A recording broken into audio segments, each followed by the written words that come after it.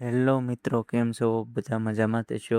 Target forester YouTube ચેનલમાં આપ સર્વે મિત્રોનું હાર્દિક સ્વાગત છે. તો આજે આપણે એક નવા ટોપિક સાથે મળ્યા છીએ, જેમાં આપણે વાત કરવાના છીએ forest and environment. Forest and environment છે એટલે કે આપણે જે 2023માં જે ફોરેસ્ટની કોમ્પ્યુટર બેઝ એક્ઝામ લેવામાં આવેલ હતી, તેની બધી શિફ્ટનું એનાલાઇઝ કરીને આપણે કયા અલગ અલગ ચેપ્ટરો પાડ્યા છે. જેમ કે વાઇલ્ડ લાઈફ એક્ટ છે 1972, તો એનું એક ચેપ્ટર. ટાઈગર પ્રોજેક્ટ છે તો એનું એક ચેપ્ટર. એવી રીતના આપણે અલગ અલગ ચેપ્ટર છે તેનું વિભાજન કર્યું, અને તે જે ચેપ્ટર છે એ ચેપ્ટર વાઇઝ આપણે MCQ તમારી સામે પ્રેઝન્ટ કરવાના છે, જે ગયા વખતે પૂછાઈ ગયેલા છે તે બધા જ પ્રશ્ન આમાં સામેલ કરવામાં આવશે, અને બીજી વખત જે પ્રશ્ન પૂછાણો હશે તે આપણે આમાં લીધેલો નથી. બરોબર છે? તો આપણે ચેપ્ટર 1થી શરૂ કરીશું. બરોબર છે? તો અહીંયા ઉપર આપણે જે જમણી સાઈડ છે તે 20 સેકન્ડનું ટાઈમર લગાડેલું છે, તેમાં તમારે સેકન્ડ માટે સેટ કરી દઉં છું. બરોબર છે? એટલે 20 સેકન્ડમાં તમારે ઓપ્શન છે એક નોટ અને પેડ લઈને બેસી જવાનું. હું જેવો MCQs આપું એટલે તરત તમારે તમારી નોટબુકમાં લખી નાખવાનું, અને પછી કરેક્શન કરી લેવાનું કે આપણો MCQ સાચો છે કે નહીં. તો આપણે એમાંથી કેટલી તૈયારી કરવાની જરૂર છે તે આપણને ખબર પડે. ઠીક છે? તો આપણે જોઈએ આગળ.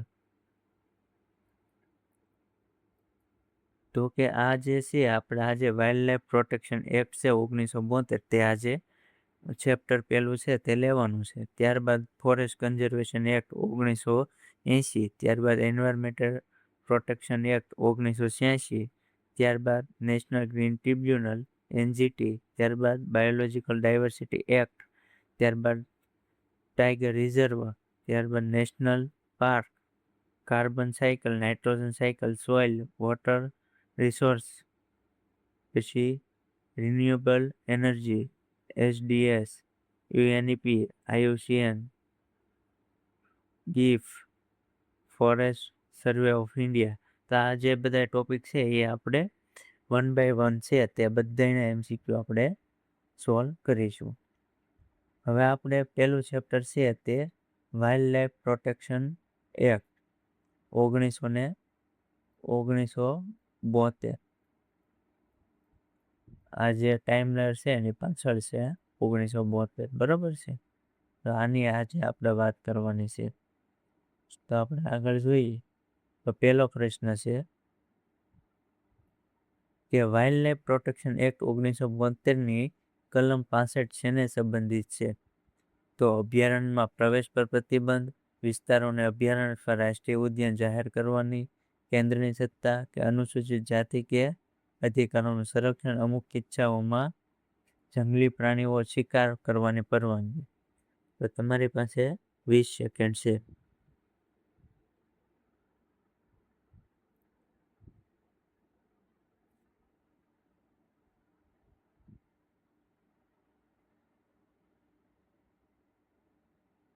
તો અહીંયા તમારો ટાઈમ છે તે પૂર્ણ થાય છે. તો આમાં આવશે કે અનુસૂચિત જનજાતિ અધિકારોનું સંરક્ષણ કરવું. બરોબર છે? હવે એની આપણે બેઝિક સમજૂતી લઈ લઈએ. તો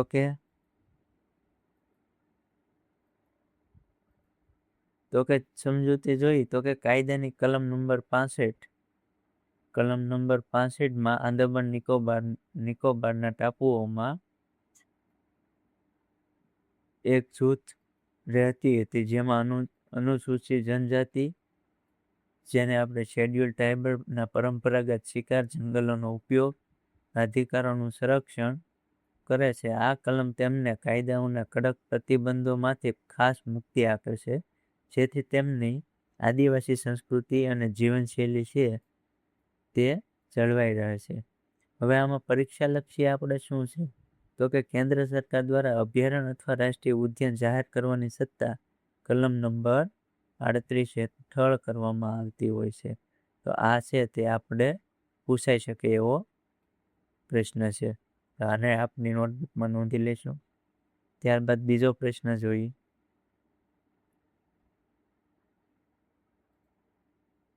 તો અહીંયા તમારો ટાઈમલર છે એ આપણે ચાલુ કરી દઈએ. તો ભારતમાં નેશનલ બોર્ડ ફોર વાઇલ્ડલાઇફની રચના કઈ કલમ હેઠળ કરવામાં આવે છે?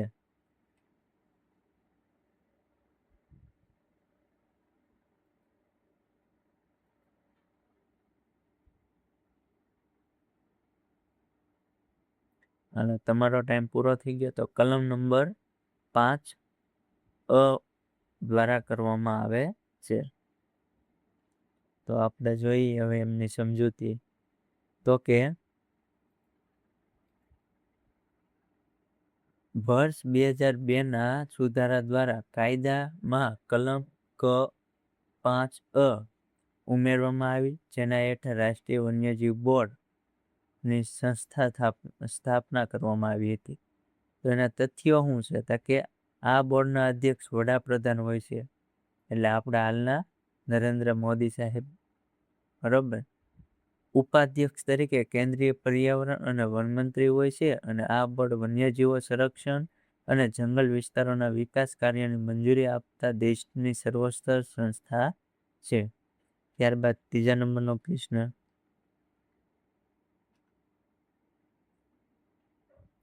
તમારો ટાઈમર ચાલુ થાય છે. તો કે વાઇલ્ડ લાઇફ પ્રોટેક્શન એક્ટ હેઠળ શિકાર ક્યારે મંજૂરી મળી શકે? શિકાર કરવાની ક્યારે મંજૂરી મળી શકે? તો ઓપ્શન એમાં આપ્યું કોઈ પણ સમયે, ઓપ્શન બીમાં આપ્યું મંજૂરી નિર્ધારિત પરિસ્થિતિમાં, ઓપ્શન સી માત્ર રાત્રે, કે ઓપ્શન ડી ક્યારેય નહીં. તો તમારો ટાઈમ પૂરો થઈ ગયો. તો આમાં આવશે ઓપ્શન નંબર બી, કે સરકારની મંજૂરીની નિર્ધારિત પરિસ્થિતિઓમાં. એટલે કે સરકારની કોઈ પરિસ્થિતિ એવી ઉદ્ભવી હોય તે સમયે આપણને શિકાર કરવાની, આપણને એટલે કે તેના કર્મચારીઓને શિકાર કરવાની પરવાનગી આપવામાં આવતી હોય છે. તેની સમજૂતી લઈ તો કે કાયદાની કલમ નંબર 11 મુજબ સામાન્ય રીતે જંગલી પ્રાણીઓનો શિકાર પર સંપૂર્ણ પ્રતિબંધ છે, પરંતુ ખાસ પરિસ્થિતિઓમાં ચીફ વાઇલ્ડલાઇફ વોર્ડની પરવાનગીની મંજૂરી મળે છે. જ્યારે કોઈ જંગલી પ્રાણી છે કે જીવન માટે ભયરૂપ કે આદમખોર દીપડો કે વાઘ બની ગયું હોય, જ્યારે પ્રાણીઓનું અસાધ્ય રોગિષ્ટ અથવા તો ઘાયલ હોય, કે તે સાજું થઈ શકે તેમ ન હોય, તે પીડામાંથી મુક્તિ આપવી જરૂરી હોય છે. કલમ નંબર 12 હેઠળ વૈજ્ઞાનિક સંશોધનો અને શિક્ષણ કે સંવર્ધનના હેતુ માટે.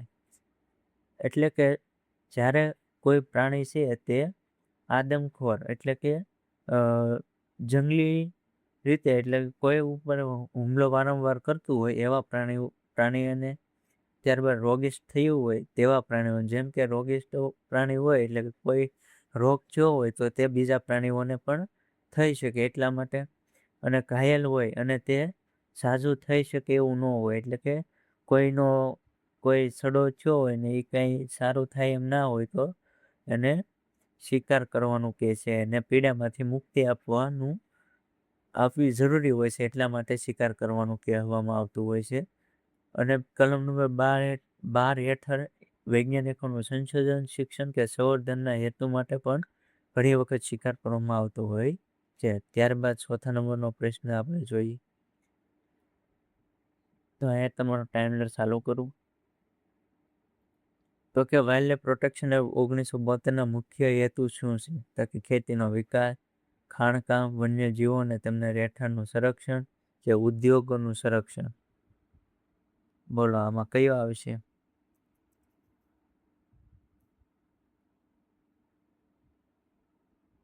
તમારું ટાઈમલર અહીંયા પૂરું થાય છે. તો આમાં આવશે ઓપ્શન નંબર સી, કે વન્યજીવો અને તેમના રહેઠાણનું સંરક્ષણ.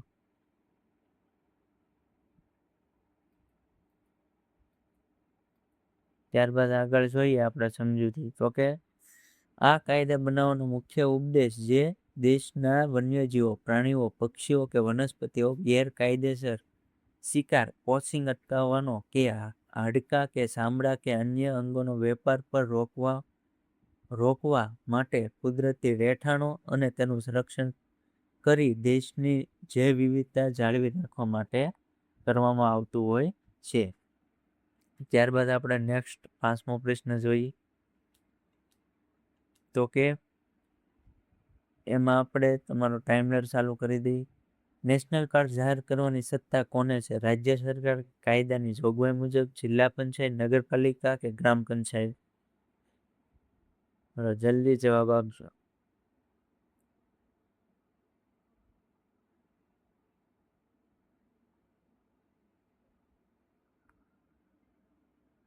કોની હોય છે? કે એ રાજ્ય સરકાર, કાયદાની જોગવાઈ મુજબ.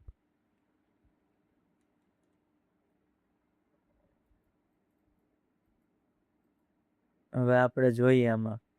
તો કે કાયદાની કલમ નંબર 35 મુજબ જો રાજ્ય સરકારને લાગે કે કોઈ વિસ્તાર વન્યજીવો કે વનસ્પતિની ભૂ આકૃતિ કે દ્રષ્ટિએ ખૂબ જ મહત્વની છે તો તેને નોટિફિકેશન બહાર પાડીને રાષ્ટ્રીય ઉદ્યાન જાહેર કરી શકે છે. તેના તફાવત શું હોય છે? તો કે રાષ્ટ્રીય ઉદ્યાન કે અભયારણ્ય કરતાં વધુ કડક નિયમો હોય છે. અહીં પશુ શરણ કે માનવ વસાવટ પર પરવાનગી હોતી નથી. કલમ નંબર 38 હેઠળ કેન્દ્ર સરકાર પણ ખાસ સંજોગોમાં રાષ્ટ્રીય ઉદ્યાનને જાહેર કરી શકે છે. એટલે કે અભયારણ્ય છે અને રાષ્ટ્રીય ઉદ્યાન છે તો એમાં બંનેમાં ફરક શું હોય છે? તો કે રાષ્ટ્રીય ઉદ્યાન છે તેમાં પશુ સારવાની પ્રક્રિયા છે, એટલે કે માલઢોર સારવાની પ્રક્રિયા છે એ પ્રતિબંધ હોય, પરંતુ અભયારણ્યમાં તેના સ્થાનિક લોકો માટે તે અલાઉડ કરવામાં આવતું હોય છે. અભયારણ્યમાં તેના સ્થાનિક લોકો છે તેમાંથી સુકાઈ ગયેલા બર્તન છે, ઘાસ છે તેવું લઈ શકે છે. જ્યારે રાષ્ટ્રીય ઉદ્યાનમાં આ બધું સંપૂર્ણ રીતે પ્રતિબંધ મૂકવામાં આવતો હોય છે.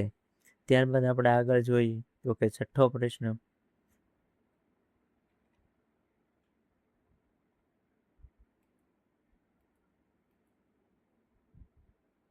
તો કે સેન્ચુરી અભયારણ્યનો મુખ્ય હેતુ શું હોય છે? તો કે ઔદ્યોગિક વિકાસ, વસાહત, ખેતી કે વન્ય જીવોનું સંરક્ષણ?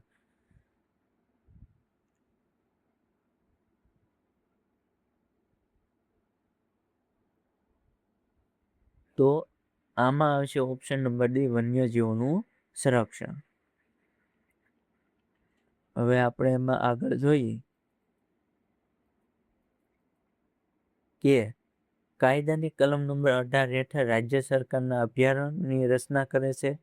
તેઓ મુખ્ય હેતુ વન્યજીવોને એક સુરક્ષિત વાતાવરણ પૂરું પાડવા, જ્યાં તેઓ ભયમુક્ત રહી અને વિહરી શકે છે તેવું સંવર્ધન થઈ શકે, અહીં પર્યાવરણને નુકસાન ન થાય તેવી રીતે કેટલીક મર્યાદાઓ, માનવ પ્રવૃત્તિઓ જેમ કે પશુ ચરાવણી ચીફ વાઇલ્ડલાઇફ બોર્ડની મંજૂરીથી છૂટ મળી શકે છે. એટલે કે આપણે અભયારણ્યમાં છે તે પશુ ચરણને એવી બધી છે એ છૂટ આપવામાં આવતી હોય છે, પણ ચીફ વાઇલ્ડલાઇફ બોર્ડની મંજૂરી લેવી જરૂરી હોય છે. ત્યારબાદ 7મો પ્રશ્ન. તો કે પ્રોટેક્શન એક્ટ એટલે કે વાઇલ્ડ લાઈફ પ્રોટેક્શન એક્ટ કયા વર્ષમાં અમલ કરવામાં આવ્યો હતો? તો option number 1970, option number 1980, option number C 1972, option number D 1975. આમાંથી કયો આવશે વિચારો?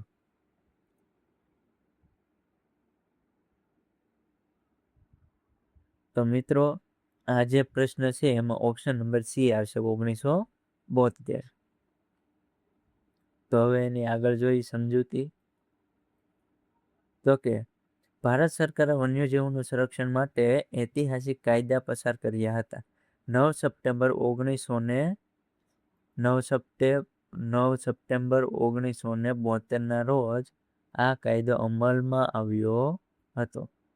તો આ તારીખ છે એ આપણે યાદ રાખવાનું પૂછાતી નથી, પણ આપણે યાદ રહી જાય એવી છે 9 સપ્ટેમ્બર 1972. ત્યારબાદ તેની પૃષ્ઠભૂમિ જોઈએ તો કે આ જે છે 1972 તે સ્ટોકહોમ ખાતે યોજાયેલી સંયુક્ત રાષ્ટ્રની માનવ પર્યાવરણ પરિષદ UN conference on the human environment બાદ ભારતે પર્યાવરણ સંરક્ષણની દિશામાં સૌથી મોટું અને મહત્વનું પગલું ભર્યું હતું. એટલે કે આ જે કાયદો બનાવવામાં આવ્યો હતો તે કેવી રીતે બનાવવામાં આવ્યો હતો તો કે સ્ટોકહોમ ખાતે યોજાયેલી સંયુક્ત રાષ્ટ્રની માનવ પર્યાવરણ પરિષદ ત્યારબાદ જે આપણે ભારત સરકાર છે તેમને પર્યાવરણ સંરક્ષણ માટે આ જે કાયદો બનાવવાનું કામ કર્યું હતું. બરાબર છે. તો આજના આપણા જે 7 જે પ્રશ્ન હતા તે વારંવાર પૂછાઈ ગયેલા હતા. જેટલી શિફ્ટો હતી તે બધી શિફ્ટોમાં આમાંથી ઘણા રિપીટ પણ થયા હતા. આઈ થિંક આ વાઇલ્ડ લાઇફ પ્રોટેક્શન એક્ટ કયા વર્ષમાં અમલમાં આવ્યો તે આઈ થિંક 7 થી 8 શિફ્ટમાં વારંવાર પૂછાઈ ગયેલો પ્રશ્ન હતો. અને ત્યારબાદ આપણે ગુજરાતનું ગીર નેશનલ પાર્કની સ્થાપના ક્યારે થઈ હતી, આપણે જે છે તેની પણ આ ગીરની પણ આપણે સંપૂર્ણ માહિતી લઈશું. એરિયો કેટલો, કઈ ત્યાં વનસ્પતિ થાય, ત્યાં કયા કયા પક્ષી જોવા મળે, કયા કયા પ્રાણીઓ જોવા મળે, તો કયા કયા સરીસૃપ પ્રાણી જોવા મળે, આ બધી માહિતી છે એ આપણે આમાં મૂકીશું. તો આજના વિડીયોમાં આટલું જ હતું. અને તમારે ચેપ્ટર વાઇઝ ચેપ્ટર જો તમારે MCQ જોઈતા હોય તો કોમેન્ટ કરજો, તમારા મિત્ર સાથે શેર કરજો. આ વિડીયોમાં તમારો બધાનો સપોર્ટ રહેશે તો આપણે આગળની સિરીઝ કન્ટિન્યુ રાખશું. તો બસ આજના વિડીયોમાં આટલું જ હતું. અને પર્યાવરણ સાથે કોઈ નવા કોઈ અપડેટ્સ હશે તો એ પણ હું આમાં મૂકતો રહીશ. જય હિન્દ.